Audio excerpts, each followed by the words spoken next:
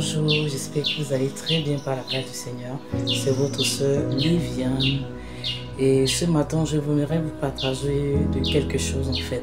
Notre Dieu n'est pas seulement un Dieu qui veut nous donner des choses spirituelles, mais le Seigneur veut également nous rendre excellents dans ce que nous faisons.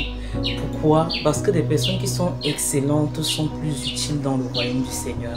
Vous allez vous rendre compte que parmi les disciples du Seigneur, les apôtres du Seigneur, il y avait beaucoup de personnes qui étaient analphabètes. Mais l'apôtre Pierre, qui était un vieillard pêcheur de poissons, il va finir dans le livre de 1 Pierre par nous dire que ajoutons à notre foi la connaissance. Parce que si ces choses sont à nous, elles ne nous laisseront point oisifs pour la connaissance de notre Dieu.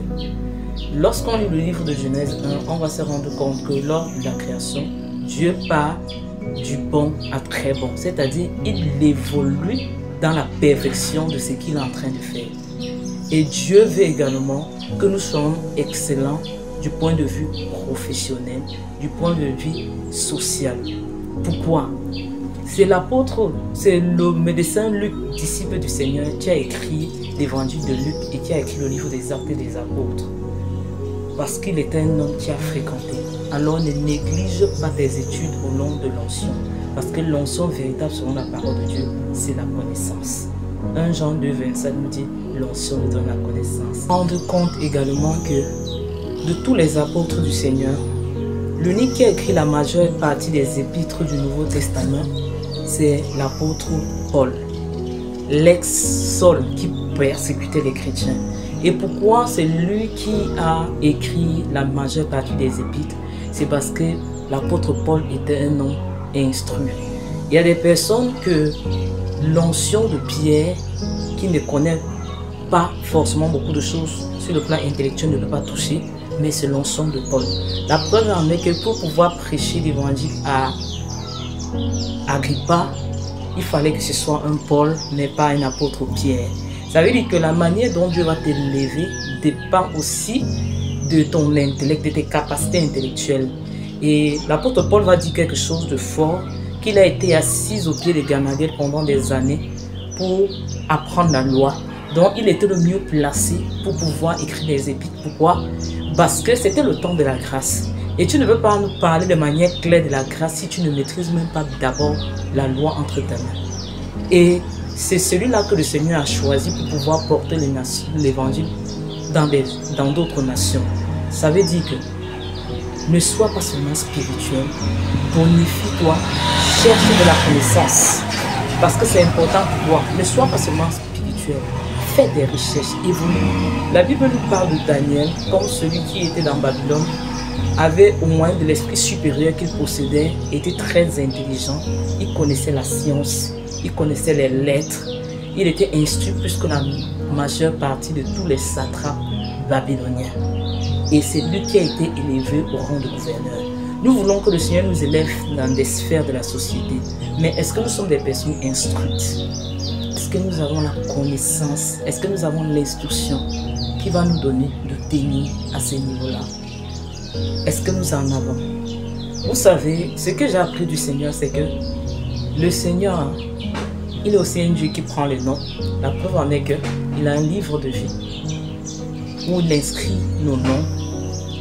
Il est aussi certainement un livre d'annales où il inscrit les bonnes œuvres que nous faisons au sein de son royaume. Ça veut dire que nous devons être des personnes qui travaillons aussi avec des notes. Parce que c'est le résumé et la connaissance profonde de ces notes qui nous donnent de grandir dans le temps. Ça veut dire que si j'ai une œuvre de planification, je dois commencer par avoir un cahier, par avoir un calendrier pour pouvoir planifier ce que je vais faire au fil du temps. Nous devons être des personnes organisées. J'ai l'habitude de dire, l'onction de Dieu, ce n'est pas du désordre. Il faut planifier des choses. La parole nous dit par rapport au Seigneur Jésus, lorsqu'il arrivait sur cette terre, il connaissait déjà sa feuille de route missionnaire. Lorsqu'on lui a donné le livre de Luc et qu'il l'a lu tel que c'est écrit dans le livre d'Ésaïe 61, des versets 1 à 3, comment l'Esprit est sur lui parce qu'il a oué. Je vous assure, Jésus-Christ était un homme comme toi et moi. Ça veut dire qu'en venant, il ne connaissait pas sa feuille de route missionnaire. Ça veut dire qu'il est allé dans la présence du Seigneur et le Seigneur lui a révélé la feuille de route missionnaire. C'est la raison pour laquelle il savait pourquoi il était venu. Il connaissait ce qu'il avait à faire. C'est la raison pour laquelle il n'a paniqué nulle part. Pourquoi? Dans la présence du Seigneur, il avait reçu une feuille de route. Il suivait la feuille de route. Et c'est ça qui lui donnait de l'assurance. La Bible nous dit dans le livre de Proverbes 29-18 que quand il n'y a pas de vision, le peuple est sans frein. Ça veut dire que si tu veux aller loin dans ta vie, il faut avoir une vision sur laquelle tu travailles. Ne travaillez pas sans vision. La vision te donne d'être une personne objective. La vision te donne de mieux gérer ton temps. La vision te donne d'être une personne organisée. La vision te donne d'avoir une ligne éditoriale qui va t'aider dans ta manière de faire. C'est la raison pour laquelle il est dit, sans vision, il n'y a pas de frein. Nous allons au-delà de nos limites. Et on a vu, quand Jésus va prendre Luc 4, il va dire au verset 18 à 19, l'Esprit du Seigneur est sur moi, parce qu'il m'a oint pour. Alors, est-ce que tu sais pourquoi Dieu t'a oint? C'est pourquoi. Est-ce que tu peux dire avec précision, il t'a oint pour. Il m'attend S'il n'y a pas ça, il y a problème. Et lorsque Dieu te dit ce pourquoi il t'appelle, comme Habakkuk le dit, écris et commence à planifier pour que lui-même il t'accompagne.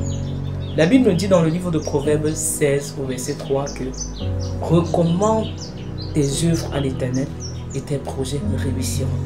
Le plan, ce n'est pas Dieu qui va le faire pour toi. C'est toi-même qui vas t'asseoir et faire un plan. Ce que Dieu fait, il t'inspire des idées.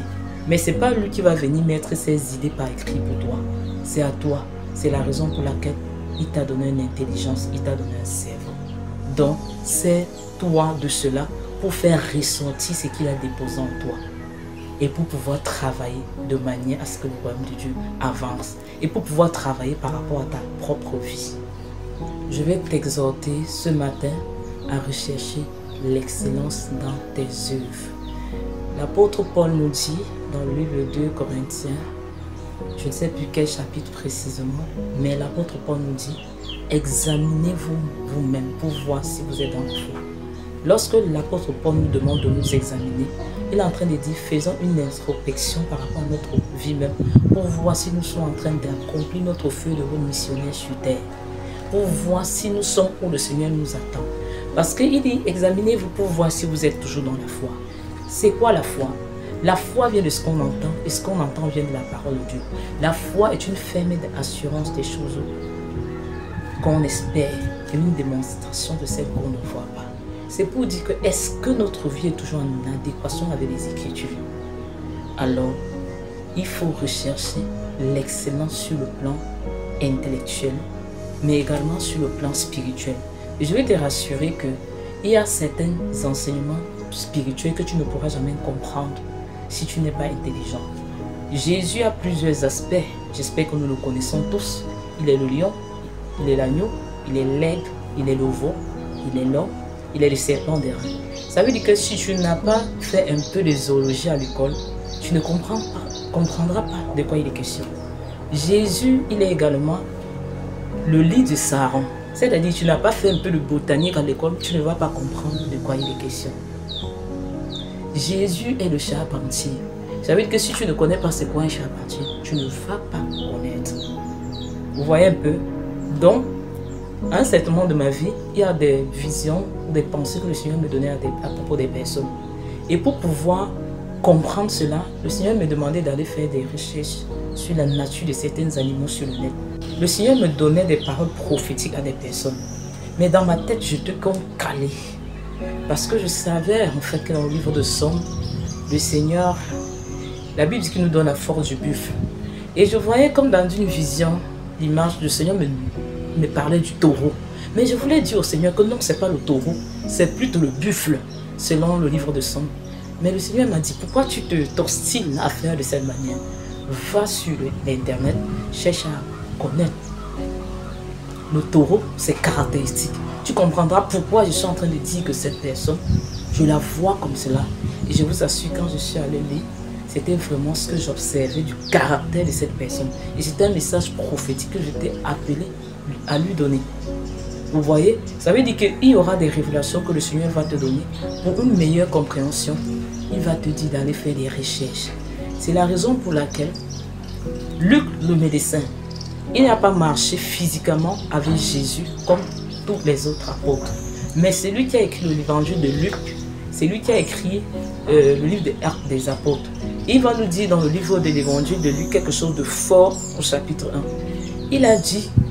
Il va nous dire qu'il est allé à l'origine des choses, c'est-à-dire il est allé dans le secret de l'intimité, dans la prière, pour pouvoir vérifier la véracité des informations que ceux qui ont marché physiquement avec Jésus lui ont données. Et il a écrit selon l'exactitude, telle qu'il a reçu dans l'intimité, pas seulement sur la base de ce que ceux qui ont marché physiquement lui ont dit. Pourquoi? C'était un homme intelligent. C'était un homme qui faisait des recherches. C'est la raison pour laquelle la Bible nous dit dans le livre de Proverbes 25:2 que la gloire de Dieu, c'est de cacher les choses. La gloire des rois, c'est de sonder. Sonder, ça veut dire enlever le voile. Sonder, ça veut dire mettre à découvert quelque chose qui était voilé. Et c'est ce que le Seigneur fait. Donc, apprenons à être des personnes instruites. En étant des personnes instruites, nous allons mieux comprendre la révélation de la parole de Dieu. Moi, personnellement, le Seigneur m'enseigne beaucoup au travers de la nature, au travers des choses que j'observe au quotidien. Tu peux être en train de regarder un journal télévisé et le Saint-Esprit commence à t'enseigner. Donc, en tant qu'enfants de Dieu, nous devons être des personnes qui suivons également des informations. Parce qu'il y a des messages que Dieu ne nous donnera que sur la base des informations qui se passent dans la nation dans laquelle nous sommes établis. Donc, notre Dieu, c'est un Dieu d'équilibre. Notre Dieu, c'est un Dieu d'excellence. Ne néglige donc pas tes études à cause d'un mauvais zèle. Sois une personne équilibrée. Mets ta barre haute. Et l'onction, en fait, ce que nous communiquons à des personnes qui nous écoutent, la vie leur est communiquée autant pour moi. Parce que nous les prêchons les choses que nous vivons. Si nous prêchons les choses que nous ne vivons pas, nous communiquons la lettre titue à des personnes. La Bible nous la chair ne sert à rien, c'est l'esprit qui vivifie. Jésus dira que les paroles que je vous ai dites sont esprit et vie. À très bientôt. Seigneur, merci pour ta grâce. Seigneur, merci pour ton amour. Merci pour ta fidélité. Merci d'ouvrir l'intelligence de quelqu'un pour qu'il puisse comprendre ce message. Seigneur, tu es élevé. Seigneur, tu es magnifié. Merci de nous accorder la grâce de rechercher l'excellence dans nos œuvres. Merci de nous donner de bannir de nos vies la médiocrité. Parce que tu es le Dieu de perfection, tu es le Dieu de l'excellence. Au nom de Jésus. Amen. Si tu n'as pas encore donné ta vie à Jésus, je veux te rassurer ce matin que le Seigneur t'aime. Il t'aime d'un amour éternel. Il t'aime au point où il a donné Jésus-Christ afin que par son moyen, tu sois sauvé. Nous sommes tous des créatures de Dieu, mais nous ne sommes pas tous des enfants de Dieu. Un enfant de Dieu, c'est celui qui a reçu Jésus-Christ comme son Seigneur et Sauveur au moyen de l'évangile qui lui a été prêché, au moyen de la bonne nouvelle qui lui a été communiquée. La bonne nouvelle, c'est quoi? C'est que tu n'es plus condamné sur le jour de tes péchés parce que quelqu'un d'autre, en la personne de Christ, a payé le prix à la croix pour que par son moyen, par la foi en ce qu'il a fait à la croix, tu ne sois plus sur le jour de la condamnation, mais tu sois racheté de la vraie manière de vivre que tu as hérité depuis Adam qui a péché et qui nous a transmis le péché en nous tous qui vivons. Alors en acceptant Jésus comme Seigneur et Sauveur, tu deviens enfant de Dieu, tu deviens citoyen du ciel. Et le Seigneur te fait grâce de toutes tes iniquités. Il te communique sa vie, il te donne de marcher en nouveauté de vie. À très bientôt, Jésus.